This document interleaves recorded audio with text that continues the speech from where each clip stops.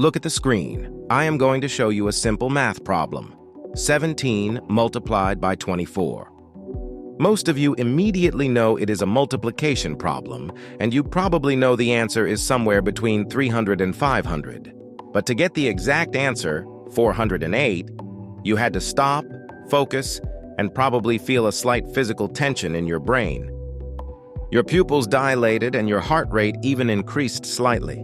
Now think about the last time you walked into a room and immediately knew someone was angry just by looking at their face. You did not have to calculate their anger, you just knew. These two experiences represent the two different characters that live inside your head. Daniel Kahneman, a Nobel Prize winner and the father of behavioral economics, calls them System 1 and System 2. Understanding the friction between these two systems is the secret to understanding why we make mistakes, why we fall for scams, and how we actually think. System 1 is the automatic system. It is fast, instinctive, and emotional. It operates automatically and quickly, with little or no effort and no sense of voluntary control. When you hear a sudden loud noise, you turn your head toward it. That is System 1. When you read a word on a billboard without even trying, that is System 1. It is responsible for your gut feelings and your first impressions. It is a machine for jumping to conclusions. Evolutionarily, System 1 kept us alive. When our ancestors saw a shadow in the tall grass, they did not sit down to calculate the probability of it being a tiger. They ran.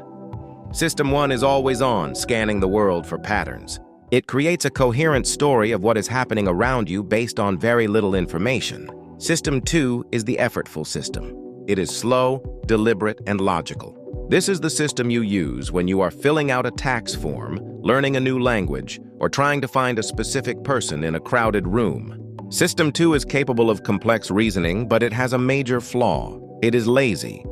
Thinking deeply takes a massive amount of energy. Your brain is only about 2% of your body weight, but it consumes 20% of your metabolic energy. Because System 2 is energy intensive, your brain tries to avoid using it whenever possible. This is why we often go with our gut even when the gut is wrong. We are cognitive misers. We prefer the easy path. The drama of your life happens in the interaction between these two systems. Usually they work together beautifully. System 1 generates suggestions for System 2, impressions, intuitions, and feelings. If System 2 endorses them, they become beliefs and actions. But conflict is inevitable. Consider a famous psychological test called the Stroop effect. If I show you the word blue, but it is printed in red ink, and I ask you to name the color of the ink, you will hesitate. System 1 wants to read the word, but System 2 has to force you to look at the color instead. This conflict explains why we make irrational choices. System 1 is a master of creating what Kahneman calls the illusion of understanding. It looks at a tiny piece of information and builds a whole world around it. Kahneman uses the acronym YZAT. What you see is all there is. System 1 does not care about the information it does not have. It only cares about the story it can build with the information it does have. If our brains were perfectly logical, we would always use System 2 to verify our instincts. But because System 2 is lazy, it often lets System 1 make the final call without checking the math. This leads to what psychologists call cognitive biases. Predictable errors in judgment that happen to everyone, no matter how smart you are. Now that we understand the two systems living in our minds, it is time to look at the consequences. Because System 1 is always running in the background and System 2 is naturally lazy, our brains have developed shortcuts to help us navigate the world. Psychologists call these shortcuts heuristics. While they are often helpful, they also create a cognitive minefield of predictable errors. One of the most powerful and dangerous shortcuts is called the anchoring effect. This happens when you consider a particular value for an unknown quantity before estimating that quantity. The first number you hear anchors your judgment, even if that number has absolutely nothing to do with the task at hand. In one experiment, Kahneman spun a wheel of fortune that was rigged to stop at either 10 or 65. He then asked participants to estimate the percentage of African nations in the United Nations. Those who saw the number 10 guessed 25% on average, while those who saw 65 guessed 45%. Even though they knew the wheel was random, their System 1 grabbed onto that first number as a starting point. This is why a high suggested price on a tag makes a sale seem like a better deal than it actually is. Another trap is the availability heuristic. This is the process of judging the frequency or probability of an event by the ease with which examples come to mind. If you can easily think of a news story about a plane crash, System 1 concludes that flying is dangerous, despite the statistical evidence that driving a car is far more risky. We do not judge based on data, we judge based on how available a memory is to our mind. This leads to a skewed version of reality where we over-prepare for rare, dramatic events while ignoring common, quiet dangers. Then there is priming. This is the idea that exposure to one stimulus influences a response to a subsequent stimulus without conscious guidance. If I show you a list of words about being old, words like forgetful, wrinkled, or gray, you will actually walk out of the room more slowly than you walked in. Your physical body is being primed by the concepts your mind is processing. We are far more susceptible to our environment than we would like to admit.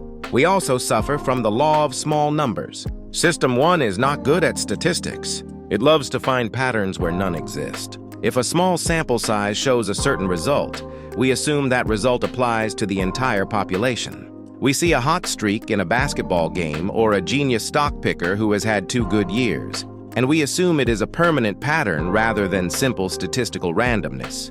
Perhaps the most common bias is the halo effect. This is the tendency to like or dislike everything about a person, including things you have not observed, based on one trait. If you find someone attractive or confident, System 1 automatically assumes they are also intelligent, kind, and honest. Your brain creates a halo around them to make the story of that person feel consistent and simple. Finally, we must address the sunk cost fallacy. This is our tendency to continue an endeavor once an investment in money, effort, or time has been made, even if the current costs outweigh the future benefits. We stay in bad relationships, keep watching boring movies, and continue funding failing projects because we do not want to waste what we have already put in. System 1 hates loss, and it would rather continue a losing game than admit a mistake. Understanding these biases does not make them go away. Even experts fall for them. However, by knowing the layout of the minefield, you can learn when to slow down, engage System 2, and question your own initial reactions. In the final stage of our journey through the mind, we must look at how we handle risk and how we measure the quality of our lives. For decades, economists believed that humans were rational actors who always made decisions to maximize their utility. But Kahneman proved that we are not rational, we are human. He introduced a concept called prospect theory to explain how we actually deal with uncertainty. The most important discovery of prospect theory is loss aversion. Simply put, for the human brain, the pain of losing is much more powerful than the joy of gaining. Statistically, losing $100 feels twice as painful as winning $100 feels good. This is an evolutionary survival mechanism. An animal that prioritizes avoiding threats over seeking rewards is more likely to survive. However, in the modern world, this makes us irrationally afraid of risks that could actually improve our lives. We play it safe not because the math says we should, but because our System 1 is terrified of the sting of a loss. This ties into what Kahneman calls the endowment effect. We value things more highly simply because we own them. Once something belongs to you, the prospect of giving it up feels like a loss, which triggers that intense pain. This is why it is so hard to declutter your home or sell a stock that is dropping in value. Your brain is not looking at the objective worth. It is trying to avoid the emotional hit of letting go. But the most profound insight in the entire book might be the distinction between the experiencing self and the remembering self. Imagine you are on a 2-week vacation that is absolutely perfect for 13 days, but on the final day you have a terrible flight home and lose your luggage. When you look back on that vacation a month later, you will likely describe it as a bad experience. This is because your remembering self is in charge, not your experiencing self. Your experiencing self lived through 13 days of joy, but your remembering self only cares about 2 things: the peak of the experience and the end of the experience. This is known as the peak-end rule. We do not sum up our lives by adding up every second of happiness. Instead, we keep a mental highlight reel. We can endure a long period of moderate pain if it ends well, and we can ruin a long period of pleasure with a single bad ending. This leads to a strange paradox. We often make choices that serve our memories rather than our actual happiness. We go on trips just to take photos, or we stay in difficult situations because we want the story to end a certain way. We are effectively strangers to our past selves, living instead through the stories our remembering self chooses to tell. So, what is the ultimate lesson of thinking fast and slow?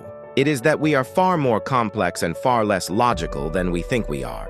We are a collection of biases, shortcuts, and competing selves. But by understanding the difference between the fast, intuitive System 1 and the slow, deliberate System 2, we can begin to take the wheel. The next time you feel a surge of certainty or a wave of fear or the urge to judge someone instantly, stop. Take a breath. Recognize that your System 1 is trying to tell you a simple story. Ask yourself if there is more information you are missing. Invite your System 2 to the table. You will never be a perfect thinking machine, but you can learn to recognize the glitches in your software. Success in life, finance, and relationships is not about having the highest intelligence quotient.